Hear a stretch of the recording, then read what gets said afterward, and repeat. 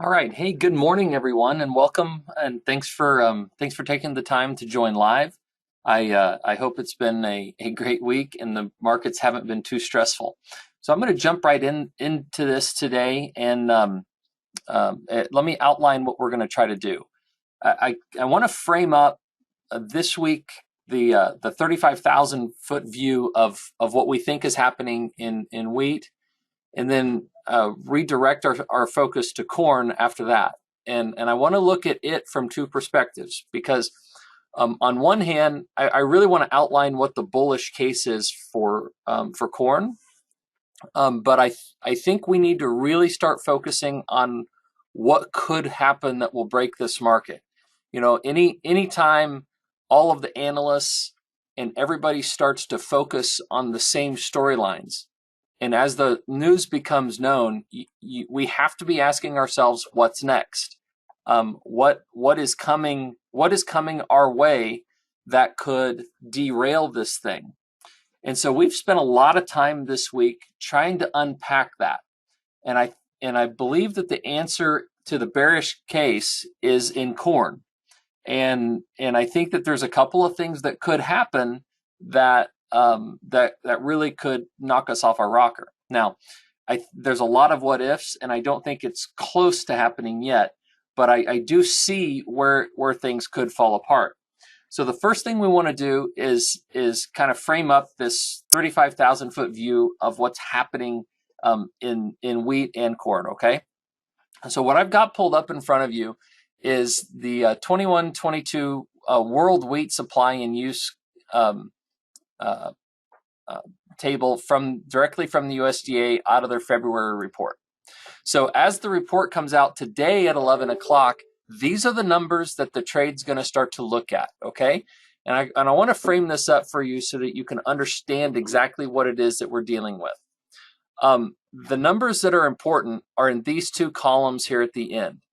So the United States has approximately 17.6 million metric tons of wheat. Okay, if you want to use rough numbers, and these are rough numbers. Okay, this is kind of an estimating game here, but it's roughly 20 million metric tons is roughly 700 million bushels. Okay, fluctuates a little bit between corn, beans, and wheat, but if you want to do quick math, it's 350 per 10 million metric tons. It's 700 per 20. Okay, and a billion for 30. So that'll help you get to quick math. So we're looking at an excess supply of 17 million metric tons. The market is telling us that the Ukraine and Russia may be shutting off exports. So what that means is we've got to identify what those are, and we've got to figure out where the world can go ahead and reallocate and pull from. Okay, so Russia and Ukraine account for approximately 60 million metric tons of world exports on the market. So if you look at 60 million metric tons of potential export loss into the market's then got to go find 60 million metric tons from someone else's ending stocks in order to pull from. We only have 17. Are we starting to see why we went parabolic on wheat? Right, because you just can't do this math. There's not enough residual supply to absorb that much of a demand pull. So the only other way that the market can do it is it can go to someone else, i.e. Canada, Australia. They can make a dent in it, but the USDA is already telling us that they're out as well. So there's just not enough residual supply, which puts the market's focus onto demand destruction. We've got to go slow down the purchasing from someone else. So we've got to put somebody out of business in order to decrease that overall demand numbers. But that's what's got the market all jittery, replacing 60 million metric tons of usage with only 17 million metric tons of available residual supply. So that's what's happening in wheat, okay? And that's the 35,000 foot view.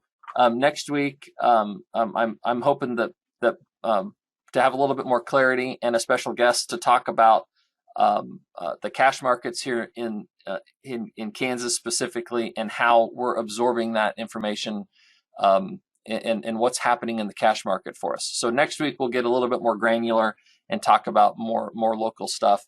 And I hope we have some more clarity on what's happening after today's report and after another week of trading. Maybe we'll be off of these just massive swings. But I hope that helps frame up the 35,000 foot view anyway. So now let's do the same thing with corn, okay? And if you want to find this, all you got to do is go to the USDA website and pull it up and scroll down to these pages, okay? So here's the same situation in corn. So we have, according to the USDA, 39.11 million metric tons of corn, roughly 1.5 billion bushels, okay? That's our carryout. If you look at the supply and demand table, that's what our carryout is, 1.5 billion. So that's 39.11 million metric tons. Okay, now in corn, we've got a lot of dynamics happening. So in the Ukraine, let's start there because that's the hot topic. We know that they export, or the USDA says that they should export 33.5 million metric tons of corn. Well, this sets up the same situation that we have in wheat, right? Where you have to come somewhere else. If that goes to zero or it goes to 50%, whatever this decreases, we have to go pull that supply from somewhere else. So we've got to come to the United States to pull it because we're the largest residual supply. All these other countries are basically out. You know, the drought in South America has reduced their supplies to only 2 million metric tons, and that's assuming that they export almost 40. So they've got to come to us basically. Well, clearly, if you take us from 39 and you take 33 out, that puts us way too tight. So you've got to then start looking at how do we either increase supply to absorb it, or how do we decrease our domestic demand in order to permit it. Now, there's a couple of other wild cards here, okay? So first is, how big is the actual crop in South America? The USDA is telling us that between Argentina and Brazil, they're going to grow 168 million metric tons of corn. That's this line right here, right? 115 in Brazil, 54 and 114 in Brazil and 54 in Argentina. So we know that they're in a terrible drought, and we know that they're planting their second crop, or their largest crop, right? So what if that number isn't that high? What if they can't actually export as much as they have over here, 39 and 43? What if they can't export that much? So their ending stocks decline, and if they can't export, then someone's got to pull that demand from somewhere else as well. And we're the only game in town for that. Okay, you've only got South America, the US, and the Ukraine.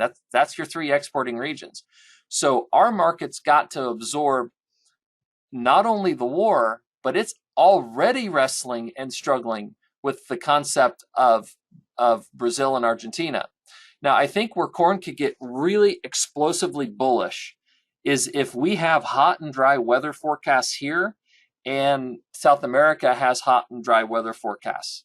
If these La Nina events persist and our production starts to fall below this level, then I think corn has got to go kill demand. It has no other option, because it's got to discount the possibility that Putin takes Ukraine and that this number becomes a zero.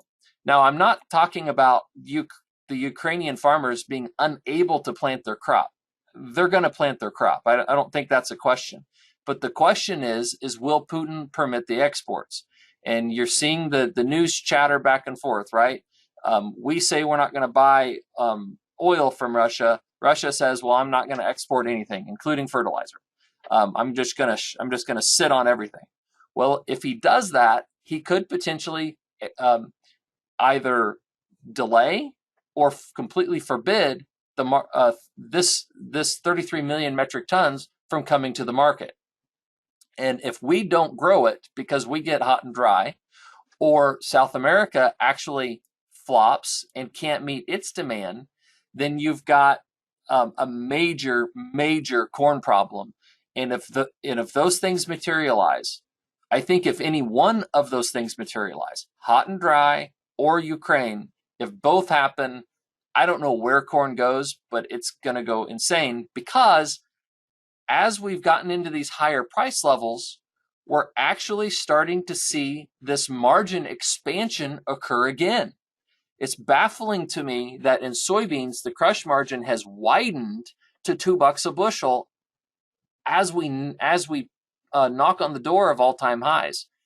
And corn, our energy demand is going up, it's not going down. So the market is going to realign itself and make sure that we continue to create as much gasoline as we can, which is not bearish corn. So the bullish case for corn is really, really strong. All right, now that I've got you all spun up, I want to flip to the bearish side of corn, okay? Because and this is our number. You can ignore everything except for this column right here, okay? What I want to say is, if those bullish things don't happen, what does it look like, and what might and how does that result in a larger problem in the corn market, okay? The USDA is telling us that we have 1.5 billion bushels of anticipated carryout. They're telling us that from last year, we have 1.2 of carry forward crop, okay? Well, if we plant acreage, and we plant 94.2 million acres of corn, it's possible. I don't know what happens if beans go to 20, maybe they pull it back, but it's possible. They could do that. And the USDA is throwing around a 181 yield.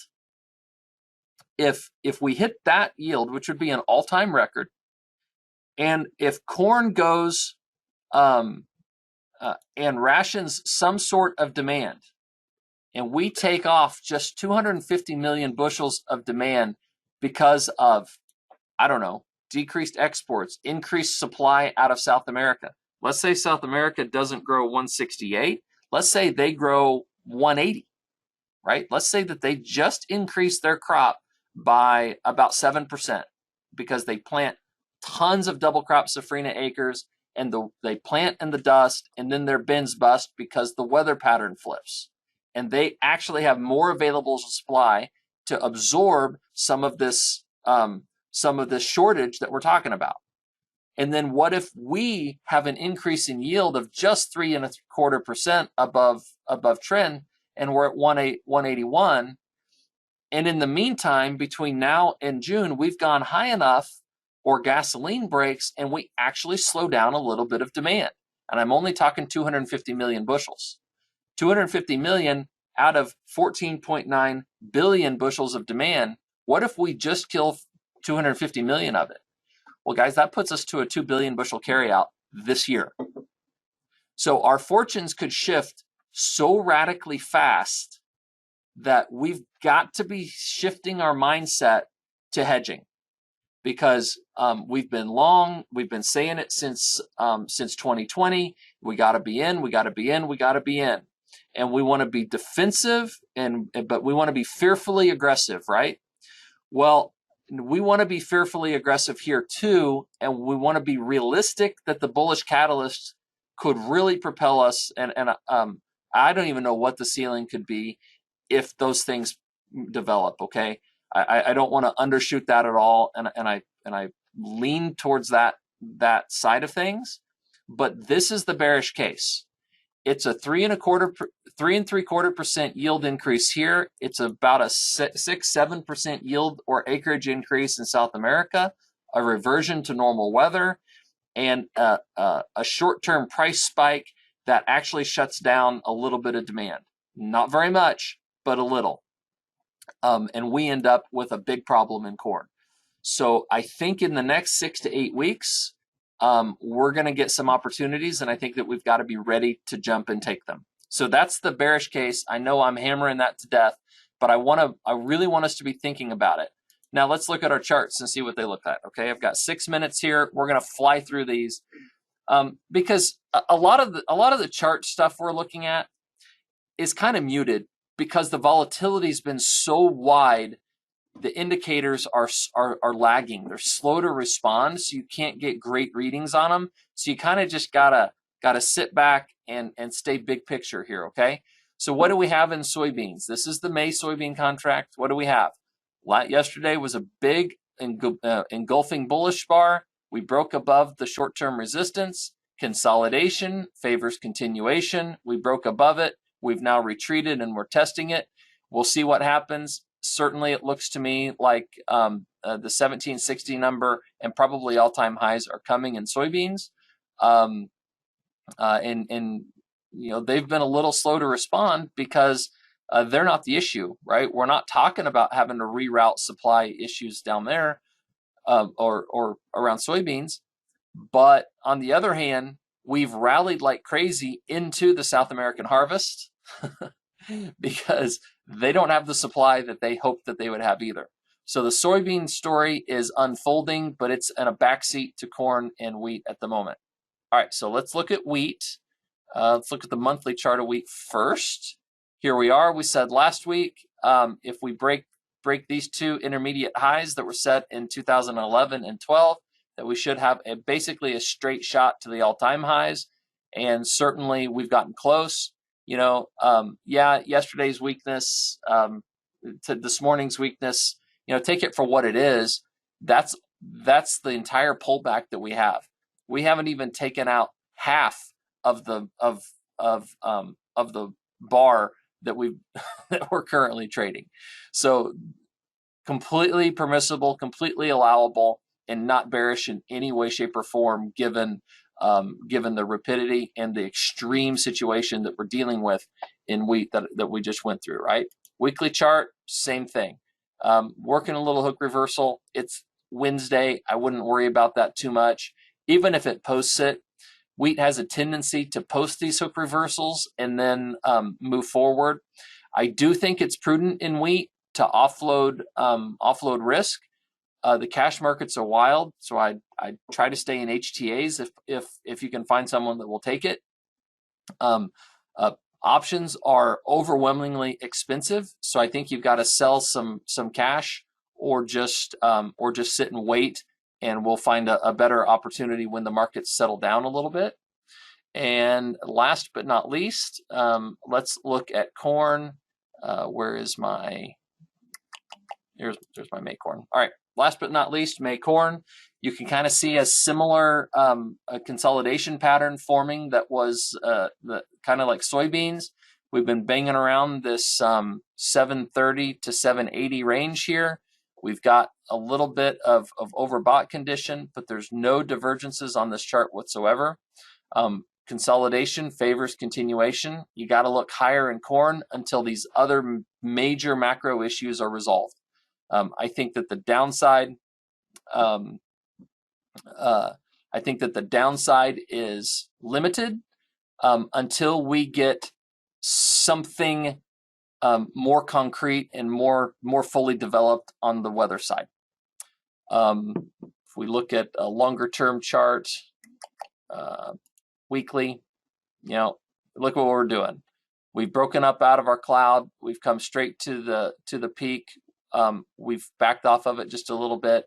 I think you got to look higher in this chart shorter term because of everything that we've talked about. Okay, Bob, thank you for your comment. Really appreciate it. Everybody, next week, as long as Bob's voice recovers and he can talk, he's going to talk about the cash market in wheat. And as far as wheat goes, there's nobody that touches more of it or trades more of it. So his insight will be overwhelmingly valuable to us, I believe. So thank you for being willing to do that, Bob. We really appreciate it. All right, that's what I've got for you this week. Stay tuned as things materialize and develop. We will keep you informed, and I hope we will talk to you next week.